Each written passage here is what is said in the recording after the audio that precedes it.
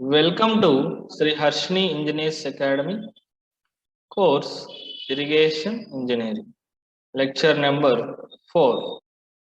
So welcome you all, Irrigation Engineering lecture series, lecture number 4. So in this lecture, we are going to discuss about the elements of hydrology. So elements of hydrology. In this chapter, what are the contents means preparation of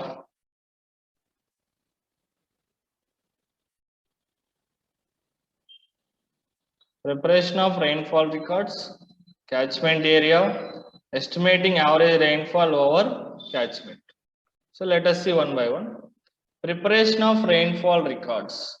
So how to prepare rainfall record means, so already the number of rain gauge stations are we should need to locate. ఎక్కడో చోట మనము rain gauge stations అనేవి locate చేసుకోవాలి. Those are mostly dependent upon the extent area, topography and climatic conditions ని బట్టి మనం rain gauge stations అనేవి set చేసి పెట్టుకుంటే, so self recording rain gauge stations అనేవి ఇప్పుడు ఉన్నాయన్నమాట. Installation of self recording gauges also need due to importance network. కొన్ని చోట్ల మెయిన్ ఏరియాస్ ఏం చేస్తున్నామంటే సెల్ఫ్ గా వాటంతట అవే రెయిన్ఫాల్ రికార్డ్ ని చేసుకునే ఇన్స్ట్రుమెంట్స్ ని మనం ఇన్స్టాల్ చేయాల్సి ఉంటుంది. Generally 10% of stations should have recording rain gauges. ఓకేనా? సో ఓన్లీ ఉన్న స్టేషన్స్లలో 10% మాత్రమే సెల్ఫ్ రికార్డింగ్ రెయిన్ గేజెస్ అయితే ఉన్నాయి. At each rain gauge station rainfall is measured after 24 hours. ఓకేనా?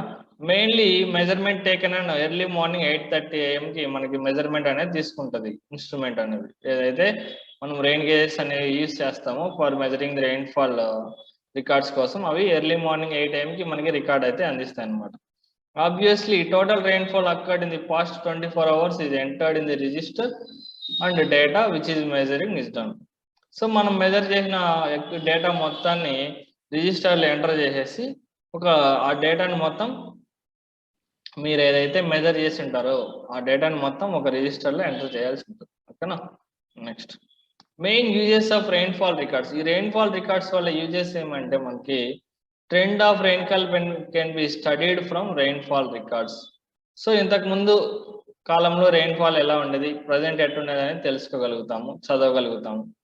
Run of over a basin calculate చేస్తాము. ఆ టైంలో రెయిన్ రావడం వల్ల ఎంత వాటర్ అనేది సిస్ లేకి రివర్స్ లేకి వెళ్తా ఉంది, ప్రజెంట్ సిచ్యువేషన్ లో ఎలా వెళ్తుంది అనేది మనం తెలుసుకోగలుగుతాం అనమాట. ఓకేనా? సో నెక్స్ట్ వచ్చి maximum flood due to any Storm can be predicted. Rainfall records help in estimating. So ఈ రెయిన్ఫాల్ రికార్డ్స్ అనేవి మనకి ఎందుకు ఉపయోగపడతాయంటే, డిజైన్ ఏదైనా ఇరిగేషన్ స్ట్రక్చర్ డిజైన్ చేయడానికి వాటి యొక్క పారామీటర్ని ఎస్టిమేట్ చేయడానికి కూడా రెయిన్ఫాల్ రికార్డ్స్ అనేవి మనకి ఎంతగానో ఉపయోగపడతాయి అన్నమాట. ఓకేనా? నెక్స్ట్ వస్తే క్యాచ్మెంట్ ఏరియా. క్యాచ్మెంట్ ఏరియా ఏంది? క్యాచ్మెంట్ ఏరియా అంటే ఏమి? The area which contribute the surplus water present over it to the stream or river. So ఏదైతే సర్ప్లస్ వాటర్ ని కాంట్రిబ్యూట్ చేస్తుందో ఎక్కడ, over it to the stream or river అన్నమాట. So that is the catchment area. ఓకేనా? Next it is the area which is responsible for maintaining flow in natural water bodies like rivers అన్నమాట. So ఒక water అనేది, water లెవెల్ని మనము water storage కి ఒక ఏరియాని అనేది చూస్ చేసుకుంటాం అన్నమాట. So which is responsible for, ఆ ఏరియా అనేది ఎలా ఉండాలంటే maintaining a flow in natural water bodies like reverse కి వీటన్నిటికీ వాటర్ ని మెయింటైన్ చేసే క్యాపబిలిటీగా ఆ ఏరియా అనేది ఉండాలన్నమాట. Generally it is expressed in square kilometres. ఆ ఏరియా మొత్తాన్ని మనం కిలోమీటర్ స్క్వేర్ లో ఎక్స్ప్రెస్ చేస్తాం. ఓకేనా? Next types of catchment areas ఎన్ని ఉన్నాయంటే, free catchment area, intercepted catchment area, combined catchment area. Free catchment area అంటే ఏమంటే, the catchment area which is independently contributes water independently. So independently contribute water for a river or tank after intercepted by another area. So ఇంకో ఏరియాతో intercept అయిన తర్వాత independent గా water ని కానీ contribute చేస్తే దేనికి, రివర్ కానీ ట్యాంక్ కానీ, that area is called free catchment area అన్నమాట. అలాగే ఇంటర్సెప్టెడ్ క్యాచ్మెంట్ ఏరియా అంటే ఏమంటే, the portion of the catchment which is partly intercepted by an upper tank. So ఏదైతే కొంచెం ఏరియా అనేది అప్పర్ ట్యాంక్ తో ఇంటర్సెప్ట్ అయితే అది ఇంటర్సెప్టెడ్ క్యాచ్మెంట్ ఏరియా అని అంటాం. అలాగే కంబైన్డ్ క్యాచ్మెంట్ ఏరియా అంటే ఏమంటే the total catchment area which contributes the water into stream are tank.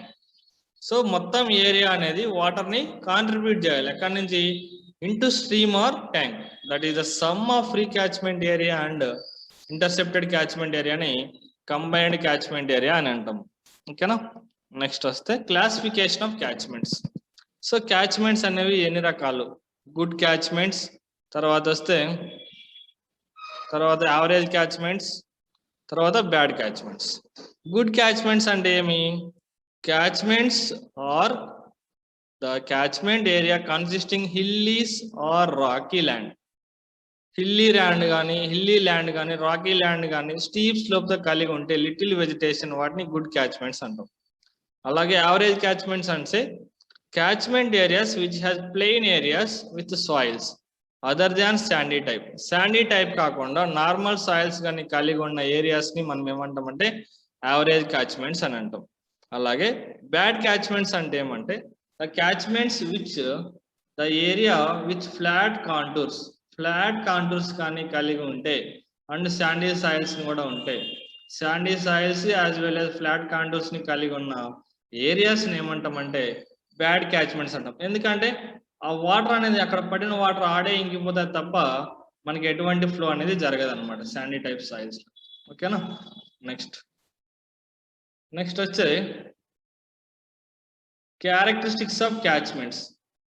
So good catchment యొక్క క్యారెక్టరిస్టిక్స్ ఎలా ఉండాలంటే ఇది ఎక్కువ రన్ ఆఫ్ అయితే ఇవ్వాలి, అలాగే స్టీప్ స్లోప్స్ కలిగి ఉండాలి, అంటే బెడ్ అనేది నాన్ రాకీ టైప్ బెడ్ అనేది కలిగి ఉండాలి, పర్మియబుల్ అవ్వకూడదు, వాటర్ అనేది ఎట్టి కండిషన్ లో మనకు భూమిలోకి అయితే ఇంకిపోకూడదు, ఫ్లోయింగ్ అయి మాత్రమే జరగాలి. That is good catchment properties are characteristics అనమాట. యావరేజ్ క్యాచ్మెంట్స్ అంటే it gives moderate run off. ఓకేనా, మోర్ రన్ ఆఫ్ ఇవ్వలేదు, అంత లెస్ రన్ ఆఫ్ ఇవ్వలేదు, నార్మల్ గా ఇస్తుంది. ల్యాండ్ అనేది ప్లెయిన్ గా ఉండాలి, soil is sandy but less permeable. Sandy soil కలిగి ఉన్నప్పుడు కూడా ఎక్కువ వాటర్ ని పెనట్రేట్ చేసుకోకూడదు అనమాట. ఓకేనా. నెక్స్ట్ వస్తే బ్యాడ్ క్యాచ్మెంట్స్ అంటే ఇది అసలు రన్ ఆఫ్ ఇవ్వలేదు, లెస్ రన్ ఆఫ్ ఇస్తుంది, ల్యాండ్ అనేది చాలా ఫ్లాట్ గా ఉంటది, అలాగే శాండీ టైపు సాయిల్స్ అనేవి ఉంటాయి, ఎక్కువ పెనట్రేట్ అయితే పడిన వాటర్ అక్కడే ఇంకిపోతుంది అనమాట. ఓకేనా. Next estimating average rainfall over a catchment. ఒక క్యాచ్మెంట్ లో ఉన్న యావరేజ్ రెయిన్ఫాల్ ని మనం ఎలా ఎస్టిమేట్ చేస్తామంటే there are three methods is there. Average arithmetic mean method, Thiessen polygon method, isohyetal method. But in this lecture we are going to discuss only about the arithmetic mean method and Thankyou polygon method only. Okay na. So arithmetic mean method means this ఎక్కడైతే area అనేది 500 square kilometres కన్నా తక్కువ ఉంటే మాత్రమే ఈ method ని convenient గా use చేయగలుగుతాము. This method consist of adding up all the rain gauge stations values అన్ని యాడ్ చేసుకొని వాటి మొత్తాన్ని దేనితో డివైడ్ చేయాలంటే number of rain gauge stations తో డివైడ్ చేశారంటే మనకి యావరేజ్ డెప్త్ ఆఫ్ రెయిన్ఫాల్ అనేది వస్తుంది అనమాట. అంటే మొత్తం ప్రతి ఒక్క రెయిన్ గాజ్ స్టేషన్ దగ్గర ఉన్న వాల్యూస్ నోట్ చేసేసుకొని తర్వాత డెప్త్ ఆఫ్ రెయిన్ఫాల్ అనేది summation of rainfall by number of rain gauge stations చేస్తే మనకి యావరేజ్ డెప్త్ అనేది అర్థమెటిక్ మీన్ మెథడ్ ద్వారా వస్తుంది అనమాట. నెక్స్ట్ వస్తే థాయిసన్ పాలిగన్ మెథడ్ ఎలా చేస్తామంటే దిస్ మెథడ్ అనేది యాక్యురేట్ వాల్యూస్ అయితే ఇస్తుంది. బట్ ఇక్కడ ఈ మెథడ్ ని ఎక్కడెక్కడ యూస్ చేసుకోవచ్చు అంటే 500 నుంచి 5000 కిలోమీటర్ స్క్వేర్ ఏరియా మధ్య ఎంత 500 నుంచి 5000 కిలోమీటర్ స్క్వేర్ ఏరియా ఉన్న చోటల్లో మనము థాయిసన్ పాలిగన్ మెథడ్ యూస్ చేస్తూ ఇది ఫిల్మ్ క్లోజింగ్ లైన్స్ వస్తే బేసిన్ ఏరియా అనమాట. ఇక్కడ చూసినట్లయితే రెయిన్ గాజ్ స్టేషన్స్ కి ABCD ఇక్కడ ABCDEFG అనేది వీడి వాల్యూస్ అయితే దట్ మీన్స్ నేమింగ్ అయితే ఇచ్చేసుకొని ఈచ్ అండ్ ఎవ్రీ ఇక్కడ అన్ని ఒక డిఫరెంట్ టైప్స్ ఆఫ్ పాలిగన్స్ గా ఏరియా మొత్తాన్ని నెంబర్ ఆఫ్ పాలిగన్స్ గా డివైడ్ చేసేసుకుంటారు. సో ఇక్కడ చూడండి rain gauge stations ABCDEF located at the basin of various points అనమాట. సో నెంబర్ ఆఫ్ పాలిగన్స్ గా డివైడ్ చేసేసుకొని దాని యొక్క రెయిన్ఫాల్ ఏరియాస్ ఫైండ్ అవుట్ చేసి సమ్మేషన్ ఆఫ్ ఏరియా చేస్తామంటే మనకి యావరేజ్ డెప్త్ ఆఫ్ రెయిన్ఫాల్ అనేది వస్తుంది అనమాట. That means summation of precipitation that means rainfall into area by summation area చేశారంటే టోటల్ రెయిన్ఫాల్ డెప్త్ అనేది వస్తుంది by using the Thiessen polygon method అనమాట. ఓకేనా. నెక్స్ట్